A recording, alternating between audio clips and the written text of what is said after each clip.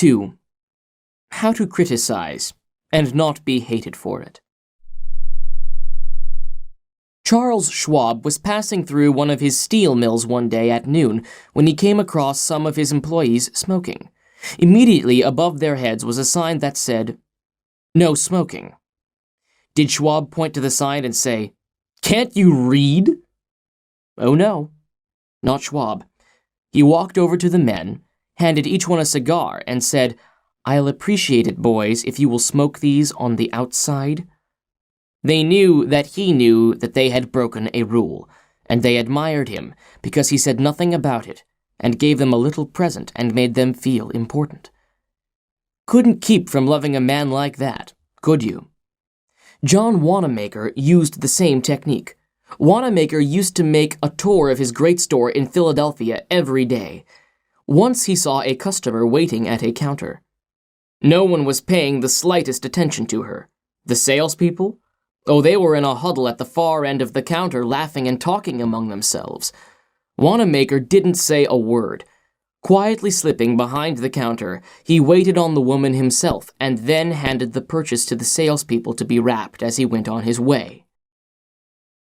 Public officials are often criticized for not being accessible to their constituents.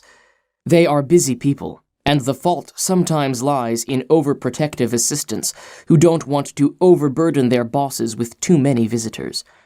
Carl Langford, who has been mayor of Orlando, Florida, the home of Disney World, for many years, frequently admonished his staff to allow people to see him. He claimed he had an open-door policy, yet the citizens of his community were blocked by secretaries and administrators when they called. Finally, the mayor found the solution. He removed the door from his office. His aides got the message, and the mayor has had a truly open administration since the day his door was symbolically thrown away. Simply changing one three-letter word can often spell the difference between failure and success in changing people without giving offense or arousing resentment. Many people begin their criticism with sincere praise, followed by the word "but," and ending with a critical statement.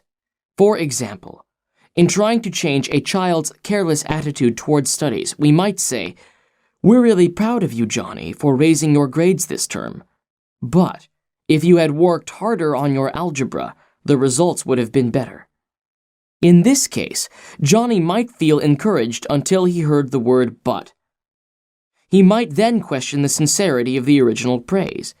To him, the praise seemed only to be a contrived lead-in to a critical inference of failure.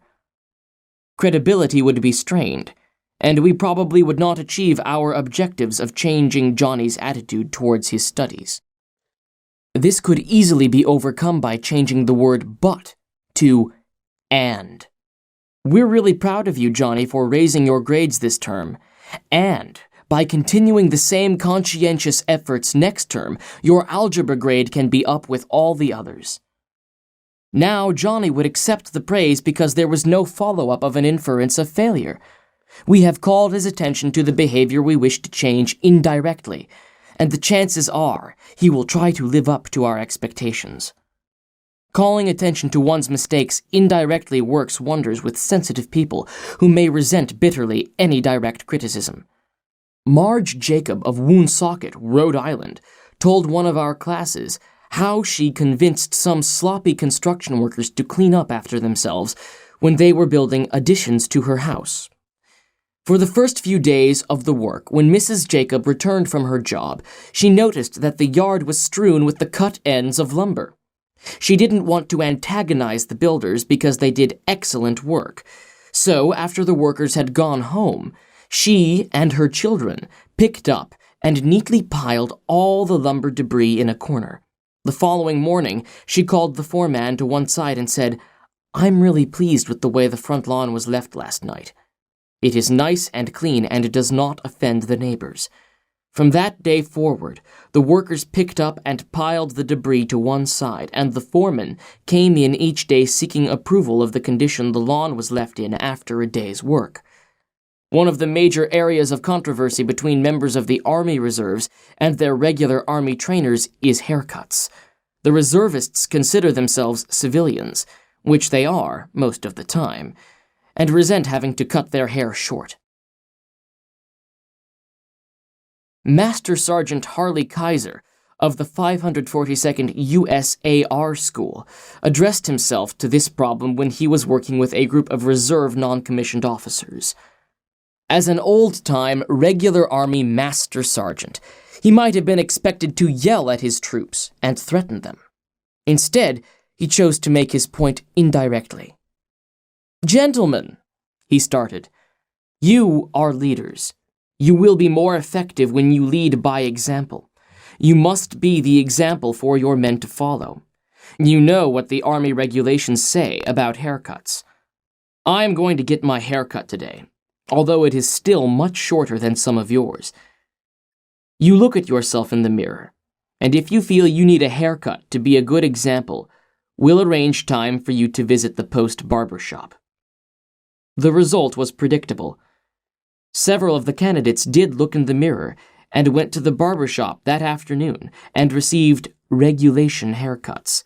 Sergeant Kaiser commented the next morning that he already could see the development of leadership qualities in some of the members of the squad. On March 8, 1887, the eloquent Henry Ward Beecher died. The following Sunday, Lyman Abbott was invited to speak in the pulpit left silent by Beecher's passing. Eager to do his best, he wrote, rewrote, and polished his sermon with the meticulous care of a Flaubert. Then he read it to his wife. It was poor, as most written speeches are. She might have said, if she had had less judgment, "Lyman, that is terrible. That'll never do. You'll put people to sleep. It reads like an encyclopedia. You ought to know better than that after all the years you have been preaching. For heaven's sake, why don't you talk like a human being? Why don't you act natural? You'll disgrace yourself if you ever read that stuff." That's what she might have said. And if she had, you know what would have happened. And she knew too. So she merely remarked that it would make an excellent article for the North American Review. In other words, she praised it, and at the same time subtly suggested that it wouldn't do as a speech. Lyman Abbott saw the point, tore up his carefully prepared manuscript, and preached even without using notes. An effective way to correct others' mistakes is, Principle 2, call attention to people's mistakes indirectly.